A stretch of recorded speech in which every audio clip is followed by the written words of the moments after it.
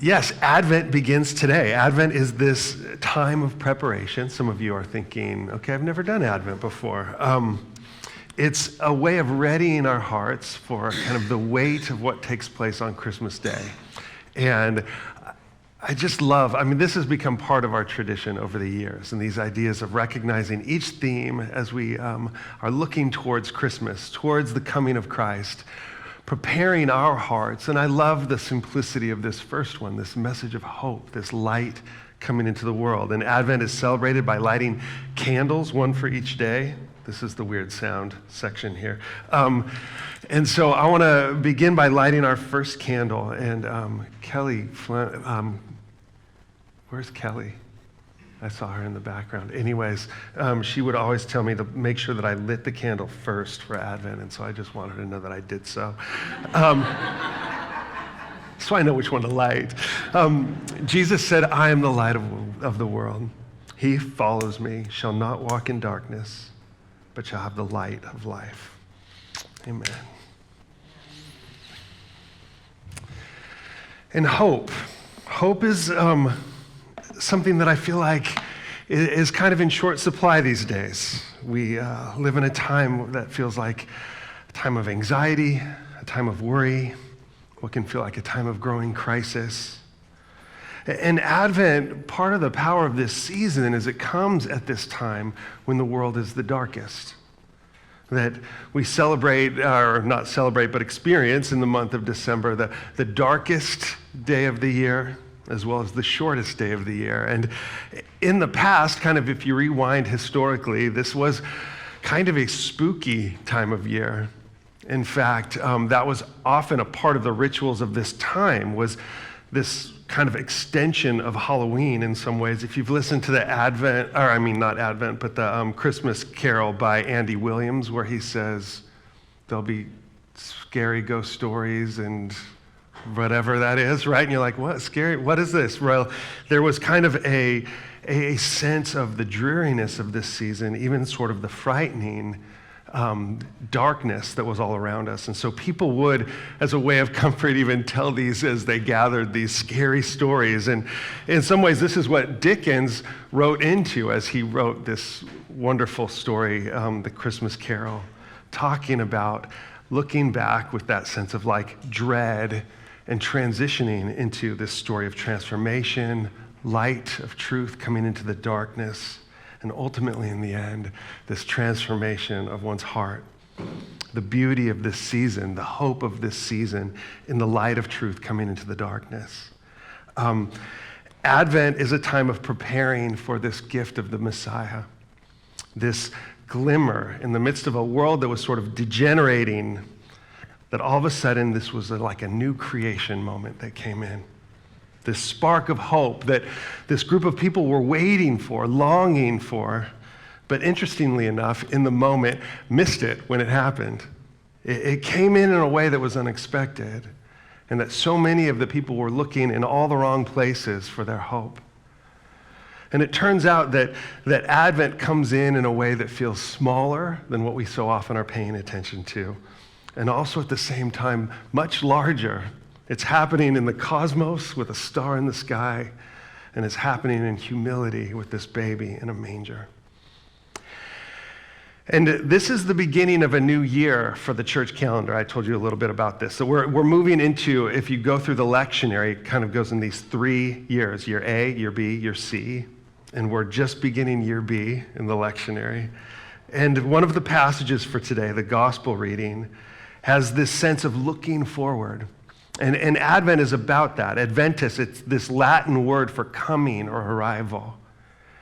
We're reminded in this season that we live between these two arrivals, a recognition of what happened on Christmas Day, the arrival of God himself into the midst of our story, but also that we live in this place of tension looking forward to a coming arrival. And in Mark 13, Jesus is going to speak to this. And it's not like this was a one-off. He spoke actually fairly often about this idea of a second coming, a second advent.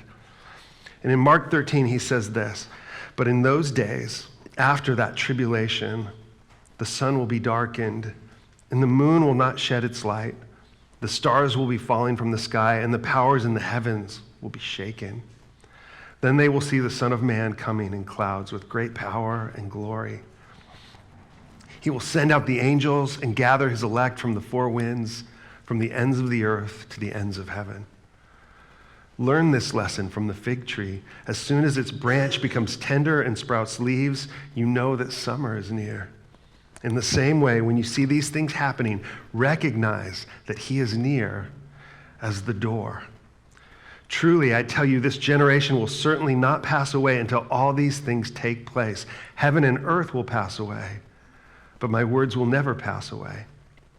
Now, concerning that day or hour, no one knows, neither the angels in heaven nor the Son, but only the Father. Watch, be alert, for you don't know when the time is coming.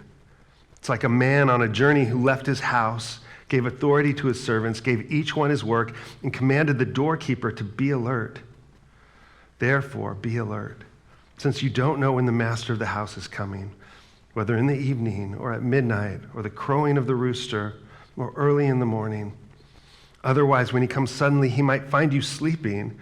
And what I say to you, I say to everyone, be alert. So Jesus, when he talks about this event, he's not only revealing to them what has yet to come, but how we live in readiness for this. This was a word that Jesus was constantly speaking to his disciples to watch, to pay attention, to attend to what was going on, because what was going to come suddenly, and you didn't want to be asleep. And sometimes this may sound a bit, well, like fanatical, like, oh, this apocalyptic end of the world. Like, this is just something that religious people must worry about and talk about. But the truth is, this isn't the case. If you listen to any scientists or astronomers, they're going to be talking quite a bit about the end of the world. The limited amount of years our planet will be able to sustain life. But even bigger than that, cosmologically, we've mentioned this before, that our galaxy is going straight for Andromeda. Like, at some point these things collide, right? You can sort of see, oh, something's coming. Thankfully, we've got like 4 billion years before that happens. But you can kind of see this sort of inevitable thing. And when we look out there, it raises these questions. It humbles us. We see how short our life is in light of all that's going on around us. I loved this James Webb telescope that they've got out there. It came back with this image. Do you see this little clever thing over here to the right? You see that little question mark there? This freaked everybody out. They're like, what does that mean? And it doesn't mean anything. It's like the shape of a question mark, and yet kind of a beautiful symbol of what something like this should do to us, right? Like, oh my gosh, who are we? What is any of this all about? That we have these questions that can feel in some ways unanswerable. There's a theoretical physicist, Neil deGrasse Tyson, who Colbert likes to interview him. He's kind of a character, but he was saying one of the things that keeps him up at night is that in just, a matter of time, the stars in the sky we won't be able to see any longer. That our universe is going faster and faster until at some point all we'll have is just the Milky Way around us. Everything else will have faded, and that it will be invisible, and all that information will have gone away. And he was saying what keeps him up at night is the thought that something like that may have already happened that we just don't know about. As we stare out the limits in our horizon that we can't see past, what if there's more out there? And the truth is, this is kind of the profoundness of what we celebrate in Advent, is this unknown that's out there, inaccessible to us. We have a voice that comes in and speaks to us from within the context, that the one behind the beginning and the one who knows the end enters into this story with revelation and speaks to this. Yes, this life, this creation, it's just a matter of time, but there's more. That it came from this place of deep love. And the brilliance of this creation, as it emerges, has given this opportunity for us to be transformed into something new. And that all of this is for a time, and will one day come to an end, and yet more awaits. And so Jesus is saying, live your life in light of that reality, a greater cosmological story than the one that we can otherwise see through a telescope. And there's three really simple kind of takeaways from this story as Jesus talks, as he speaks to the end. He's giving us this promise, this assurance that he will return, that we cannot possibly find out when, and that we need to be ready. This is how we're to live our life. And we see this again and again in the New Testament writings. I think there's like 300 verses that speak to this reality of what lies ahead. And I think that we can make kind of two different mistakes in this regard. We can sort of live our lives as if like, well, at some point that'll happen, and great, when it does, hey, there it is. He's saying, no, this needs to be on our hearts, in our minds. This needs to be something that we think about. But at the same time, maybe not too much. Meaning like the people with the calculators out that are like, oh, I figured it out. I cracked the code. He's coming here, right? And I've been a Christian long enough that I've seen a few of those dates pass by, right? People that had the answer and they wrote the book and were like, this guy figured it out. And we should know Jesus is going, right? In fact, the second you pick a date, he's like, okay, now we can't come that day, right? Because so anyway, this idea of trying to somehow hack this system, we're not supposed to. Every bit of like Revelation is speaking to these realities, but does it in a way that's vague, intentionally. Because the posture of this hopeful, anticipatory waiting, this is how we're called to live. And Jesus is saying that even this posture is doing a deep inner work. Living with a sense of dependency, living with this realization that life is brief and precious, that every day is a gift. And I love this. George MacDonald, it's written in kind of Old English. This is, from a little while back, but he says, do those who say, lo, there, or lo, there, are the signs of his coming, think too keen for him and spy his approach? He says this, I love it. When he tells them to watch, lest he find them neglecting their work, they stare this way and that and watch, lest he should succeed in coming like a thief. And he says this, obedience is the one key of life. And I thought as I was reading that, which is it's a little bit hard to unpack all the language there, but this idea of what is the waiting, what does it do? It compels us to obey. That we have this day, this opportunity, and what we want to do is give to this day an obedient, surrendered heart, a sense of expectancy and optimism, a looking at life going, whatever the case may be, we know how this story ends, and it ends well. Paul, I think, does such a great job of showing us this tension. He says to the Philippians in chapter 1, he says, for me to live is Christ, and to die is gain. Now, if I live on in the flesh, this means fruitful work for me, and I don't know which one I should choose. I'm torn between the two. I long to depart and be with Christ, which is far better, but to remain in the flesh is more necessary for your sake. This is kind of the tension as we're living with this day, this moment here. We have this opportunity to invest ourselves in meaningful work. In fact, in work that brings that light into the world, that lives that hope. As the world is sort of spiraling into anxiety and fear, as it's in tension and angry, we come in and we cast a posture that's in contrast to that. There's a freedom, there's almost a whimsical freedom to it. This is all going to be okay. This non-anxious presence in the world of hope and promise. The second coming will come suddenly, and we want to be caught at work. We want to be caught doing the things that matter most. I love, Instagram. It tells us a lot about ourselves, what pops up in our feeds, right? And for some reason, I get these photos of animals that look guilty. I don't know what that says about me. But have you seen these, where they're taking a photo and you're there's one that I love where this guy that he's looking on the floor and there's dog poop on the floor. And then he's pans over to his dog and his dog's frozen. I have no idea how that got there, but it wasn't me, right? And I think in some ways Jesus is going, don't let that be you. When I come, don't be oh, shoot, right? And it's a simple little thing, right? But he's saying, you want to be caught doing the things that matter, living well, living a life that is filled with promise. And that's the opportunity, but there's also a little bit of consequence wrapped up in this. That part of the reality is that how we live this life does matter. In fact, we're told that what comes after this is judgment. And judgment is a word that I think sometimes catches us off guard, right? We're wait, what? It's got this connotation of punishment, but honestly, I don't think that's the right understanding of judgment as much as it is illumination, transparency, that everything sort of gets revealed. We can live in this life like we're hiding things, right? And think that we're getting away with things.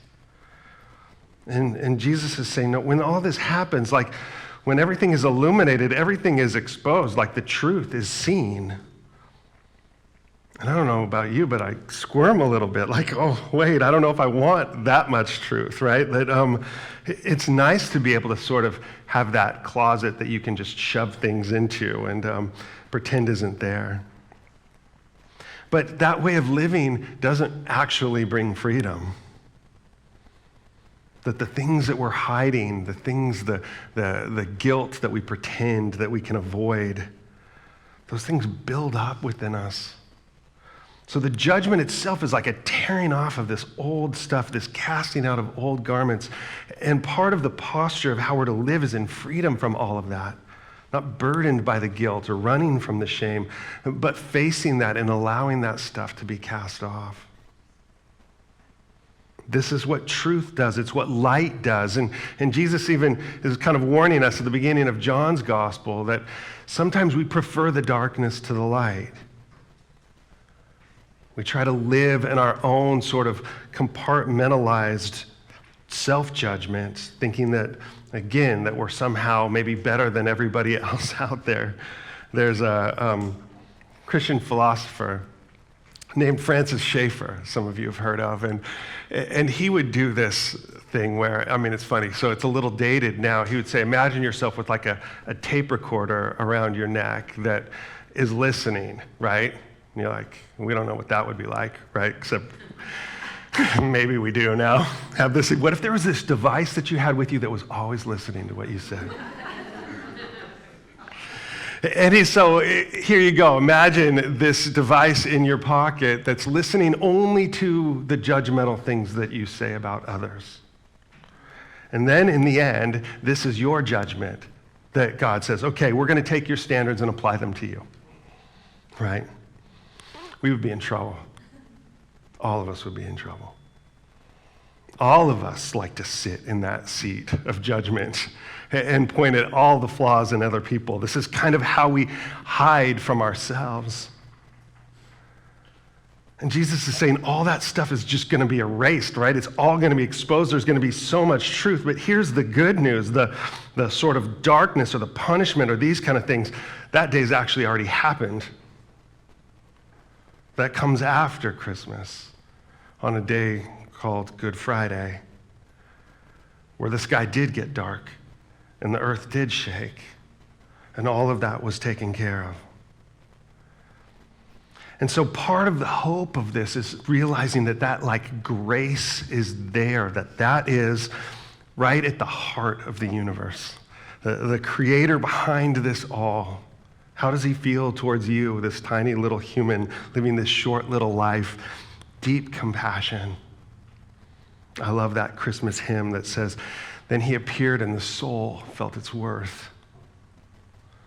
Part of what gives us such deep hope is not that somehow we've lived this perfect life that's going to pass the test, but that someone has come so that we can stand without shame and guilt, experience that mercy, but then live lives that have substance to them, that we have this opportunity to step into that glory.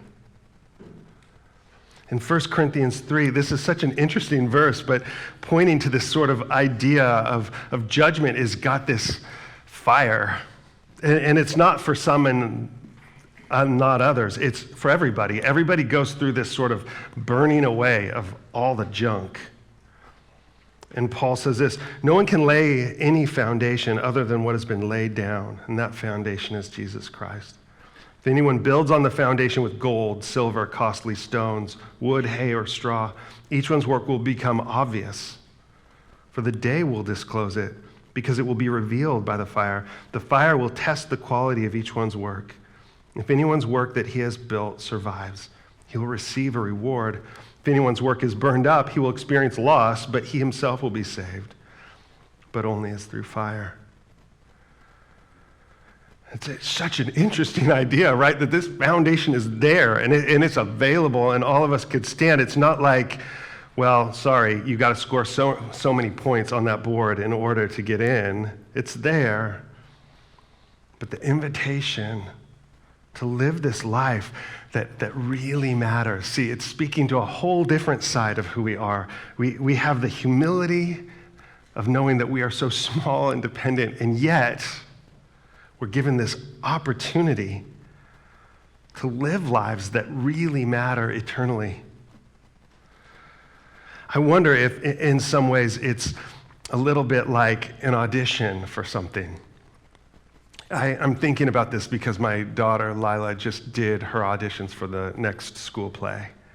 And so you go, you have to do a song, you have to do a little monologue, and then you wait for a few days. And her teacher said, okay, callbacks are coming out on Saturday. But she didn't say when. And so we waited and waited and waited. Oh my gosh, they came in at the end of the day and it was like agony for my daughter. She keeps checking her email like, nope, not here yet, not here yet. And I think she got like a callback for the part she wanted. Yay, go Lila. But to me, I think that's this sort of hope. That's what is being called. When Jesus is saying, watch, be ready, he's saying, we need to just pour everything we got into this. When he comes back, he wants you doing that thing that you're designed to do. This is the inspiration behind this. We're not called to like sit back on the couch and just wait for this moment to happen. We're like having a chance to step into our calling, to be that like best version of ourselves, a God who looks at each one of us and goes, oh, this is who you are. This is what I'm drawing out of you. And in Advent, we practice this idea of delayed gratification. It's kind of in some ways contrasts the way that our world experiences Christmas, which is like to try to extend the celebration, as much as possible, right? Like Christmas starts September 1st, and we just start buying stuff, right? It's like this consumer-driven, overindulgent celebration. And Advent goes, okay, no, it is celebratory, but the posture of this, of waiting, sometimes it's just that simple candle that's lit. And sometimes it's hard. That the truth is Advent, living in this way, living in this anticipation, sometimes we just feel the darkness. We don't feel the celebration. I know some of you, because we talk every year, going, this is the worst time of the year for some. It's a remembrance of loss. It's a remembrance of what, disappointments or all kinds of things, deep loneliness that could come in this season. We live in a world where we don't hide from the darkness. Advent reminds us that this darkness is there and is present, but we have this candle of hope as we wait. And we're not good at waiting. Everything in our world is driven towards efficiency, right? But all that means is our tolerance for waiting just keeps shrinking and shrinking and shrinking. That something in that practice is building a strength within us. It's creating something new. And in that waiting, in that place of dependence, things start to emerge within us that we start to resemble the one who came. And this is the gift that we have in Jesus, is that not only is he coming with this message of what is out there, this greater picture or this greater story, but he comes and he models to us how to do this. He comes in humility. He comes with deep generosity. He comes without condemnation. He comes in this posture that is not afraid. As the storms rage around, he sleeps in the front of the boat. He keeps his eyes on what is to come, and that allows him to endure. There's joy set before him, which gives him the hope to endure what we could otherwise have not. And that modeling for us, this helps us see our own story. That we too are to follow in his steps. We too are to live these lives of generosity. And when we do, we're modeling not only that revelation, but that reality of hope, that our lives become, like Jesus is saying here, these little blossoms emerging on the fig tree. That summer is coming, that things are beginning to thaw, even when we look around and we see darkness and suffering. That this new life is starting to bud. And in many ways, we are like that fig tree starting to bud, that this is what the church ought to be. And this is painful. And that's, again, it's part of what we're told. This is the process of this new creation that's happening. As this world comes to an end, a new one is birthed. And in Romans 8, Paul's going to say it like this. He says, I consider that the sufferings of this present time are not worth comparing with the glory that is going to be revealed. For the creation eagerly waits with anticipation for God's sons to be revealed.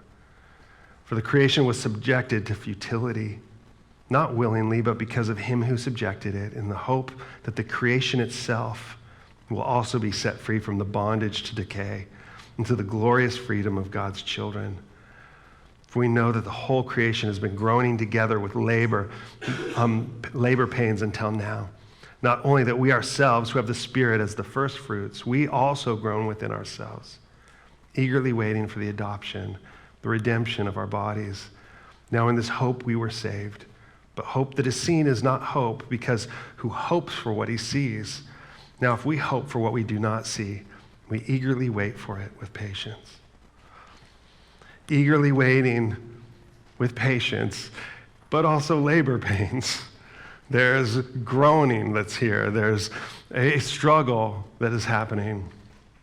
That it's building in us patience. It's building in us perseverance. It's building in us something new. That's part of the forming of this new life. And I love how here he's saying it's not just we who are made new. It's the whole of creation.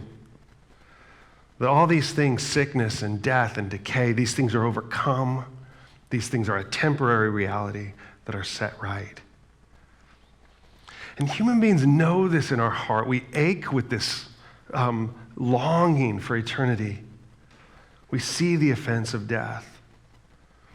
And Jesus comes in, or Paul in this case, saying, hang in there, breathe, right? You can practice your sort of spiritual Lamaze breathing. This is a way of getting through the struggles, but it's with this anticipation of what is to come. New life. I like how Fleming Rutledge says this. She says, in Advent, we don't pretend, as I once thought, that we are in the darkness before the birth of Christ. Rather, we take a good, hard look at the darkness we are in now, facing and defining it honestly, so that we will understand with utmost clarity that our great and only hope is in Jesus' final victorious coming. That's the posture of Advent. That is the waiting. It's not like, oh, everything was dark and then Jesus came. It's that in that moment where Jesus came, he sets in motion something. He brings with it the confirmation, the reality that peace is coming to earth. I love how the angels proclaim that as he comes. Peace on earth, and yet we are not there, but it's coming. And in Isaiah, he prophesies this just beautiful passage of what Jesus has come to do. And God says this, I will create new heavens and a new earth. The past events will not be remembered or come to mind. Then be glad and rejoice forever in what I'm creating. For I will create a Jerusalem to be a joy, for its people to be a delight. I will rejoice in Jerusalem and be glad in my people. The sound of weeping and crying will no longer be heard in her. Amen.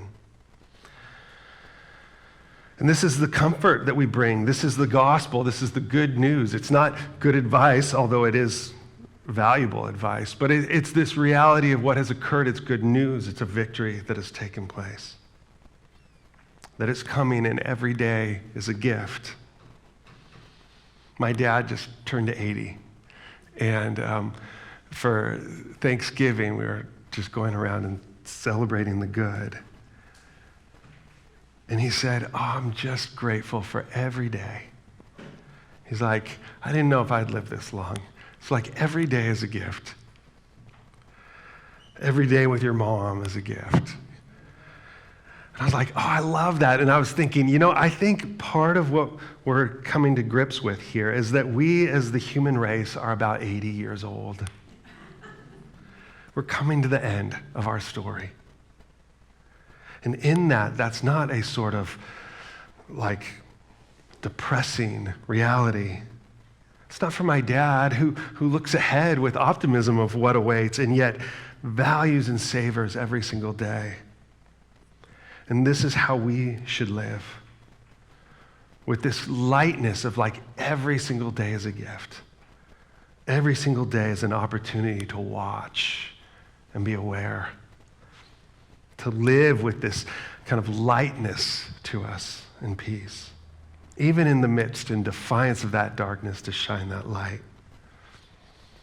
This from G.K. Chesterton. He says, the power of hoping through everything, the knowledge that the soul survives its adventures, that great inspiration comes to the middle-aged. God has kept that good wine until now. It is from the backs of the elderly gentlemen that the wings of the butterfly should burst. There's nothing that so much mystifies the young as the consistent frivolity of the old. They've discovered their indestructibility. They are in the second and clear childhood, and there is a meaning in the merriment of their eyes. They have seen the end of the world. This is what we celebrate in Advent, this posture. This end is coming, but a new childhood comes next. Things set right that allows us to live in this place, as he says, with this frivolity, with this joy, that Christmas is indeed not just a time of waiting, but an anticipation of celebration, that we get to celebrate that moment, that gift, this birth of Christ. We're going to go to the Lord's table and celebrate this, but I want to, of course, ask you some questions as we look up to that night sky and see that question mark there in the sky. Here's my questions for you today. What do you hope for? What are the longings of your heart? Maybe this Christmas, sitting with that reality, what are those deeper longings? The thing beneath the thing. Have you asked yourself why you're hoping for those things? Is there a deeper hope or longing? I think sometimes when we sit with questions, what we realize is that there's more. There's an underneath. They just kind of come up in layers. What is the longing behind the longing? Where do you find yourself taking shortcuts to happiness? We all do, right? Where do you find yourself having become cynical, cut off, detached from hope? In both areas, what would a way forward look like? We kind of protect ourselves either way. Either we go totally down the Hallmark rabbit hole of Christmas movies, or we can kind of look at it with this sort of cynical separation. How do we live in that vulnerable place of hope? And lastly, where have you become weary?